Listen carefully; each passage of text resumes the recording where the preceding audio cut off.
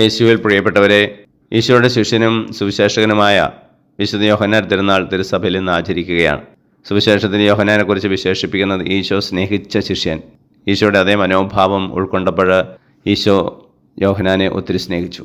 അന്ത്യത്താഴവേളയിൽ യേശുവിൻ്റെ പക്ഷത്തിൽ ചാരി കടന്നുകൊണ്ട് ഈശോയുടെ ഹൃദയ നൊമ്പരങ്ങളും സ്പന്ദനങ്ങളും തിരിച്ചറിഞ്ഞ് ആ ഹൃദയത്തെ ഒത്തിരി സ്നേഹിച്ചപ്പോൾ ഈശോയെ വിട്ടുപിരിയാതെ യോഹന്നാൻ ചേർന്ന് നിന്നു. ബാക്കി ശിഷ്യന്മാരെല്ലാവരും കുരിശുമരണ സമയത്ത് ഓടി ഒളിച്ചപ്പോൾ യോഹന്നാൻ കുരിശിന് താഴെ നിന്നത് ഈ ഒരു അടുപ്പം, ആ ഹൃദയസ്പന്ദനം അറിഞ്ഞതുകൊണ്ടാണ്. പ്രിയപ്പെട്ടവരെ, നമ്മൾ ചിലപ്പോഴൊക്കെ യേശുവിൽ നിന്ന് വിട്ടുപോകുന്നത് ഈ ഒരു അനുഭവം ഇല്ലാത്തതുകൊണ്ടാണ്. യേശുവിനെ ഹൃദയത്തിൽ വശത്തിൽ ചാരി കിടക്കണമെങ്കിൽ യേശുവിനോടൊപ്പം പ്രാർത്ഥനയിൽ ആയിരിക്കണം. നമ്മുടെ കർത്താവ് യേശു മിശിഹായുടെ കൃപയും പിതാവായ ദൈവത്തിൻ്റെ സ്നേഹവും പരിശുദ്ധാത്മാവിൻ്റെ സഹവാസവും നാം എല്ലാവരോടും കൂടി ഉണ്ടായിരിക്കട്ടെ, ഇപ്പോഴും എപ്പോഴും എന്നേക്കും. ആമേൻ.